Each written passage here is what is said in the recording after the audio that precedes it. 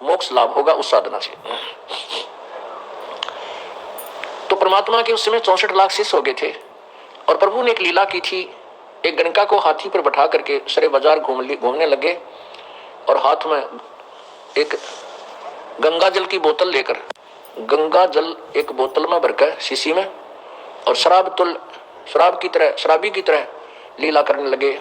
हाथी पर बैठ के संत रविदास जी को हाथी चलाने वाला ड्राइवर बना लिया, पीलवान जिसे बोले, और लड़की को बीच में बैठा लिया। वो सुप्रसिद्ध वैसा थी उस देश काशी की, प्रत्येक व्यक्ति उसे परिचित था। और परमात्मा ने उस लड़की के कंधे पे हाथ रखा, पूरे बड़े बाजार में घुमा दिया और एक हाथ से वो गंगा जल पी रहे थे। दुनिया सोच रही थी कि ये देसी शराब पीवे। तो उस समय वो 64 लाख शिष्य प्रभु की इस लीला से अक्षुब्ध हो गए, परमात्मा को नहीं पहचान सके और सभी के सभी परमात्मा से विमुख हो गए। पुण्यात्माओं, उन अज्ञानी संतों महंतों का दाव लग गया, ऋषियों का, नकलियों का।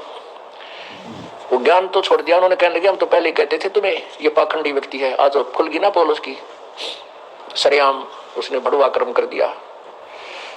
गरीबदास साहिब जी कहते हैं अपने कबीर परमात्मा के विषय में कि परमेश्वर कबीर जी ये देखना चाहते थे कि ये 64 लाख का जो झुंड है ये, क्योंकि ज्ञान भी साथ सुनाते थे लेकिन वो ज्ञान को आधार नहीं बनाए हुए थे उनके शिष्य। वो उन नकली संतों और ऋषियों, गुरुओं, ब्राह्मणों के उस ज्ञान से भ्रमित हो जाते थे जो ये कहते थे कि कबीर जी को शास्त्रों का ज्ञान नहीं है, ये झूठ बोलता फिरता है, कोई सिद्धि रखता है, जंतर मंतर कर देता है, तुम्हें छोटा मोटा लाभ हो रहा है।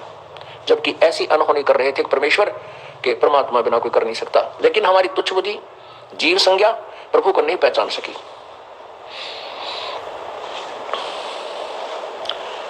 उस समय ज्ञान आधार नहीं बना पाए। यही इस दास के साथ हुआ। परमात्मा ने कहा कि धर्मदास, जब मेरा परम संत आएगा ये पहचान होगी उसकी।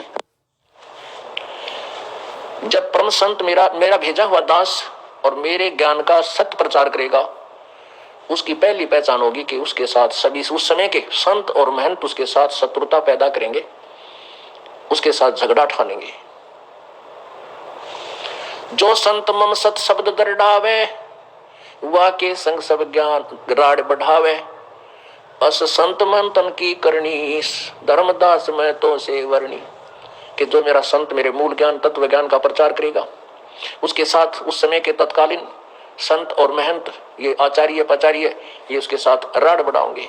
ये उस समय के संत और महंतों की ये करनी होगी। वो सत्य को स्वीकार ना करना चाहेंगे, ना करने देंगे। लेकिन उस समय बिचली पीढ़ी होगी, जनता शिक्षित होगी। धर्मदास, उन नकली संतों, गुरुओं और आचार्यों की दाल नहीं गलेगी। ये लीला करके दिखाई थी परमात्मा ने। अभी क्रोधाकांड जो किया, ये सरेआम झूठा और कपट का एक षड्यंत्र था। उसके पीछे उद्देश्य उन लोगों का यही था कि तुम्हारे अज्ञान की पोल खोल दी संत ने, और तुम्हारा कहीं ठिकाना नहीं रहेगा। दुनिया तुम्हें धिक्कारेगी कि इतने दिनों से हमें गुमराह किए हुए थे। इसी के परिणाम स्वरूप उन्होंने ये षड्यंत्र रच के राजा और प्रजा को भ्रमित करके हमारे साथ ये जुल्म करवाया। लेकिन साच को आंच नहीं हो सकती। साच को आंच ना कभी आई है और ना ही आ सकती है, जिसका परिणाम आपके समक्ष है। पहले से कई गुना संगत पुण्यात्मा इस यथार्थ ज्ञान को समझकर उमंग के साथ सतलोक आश्रम बरवाला में पहुंच रहे हैं।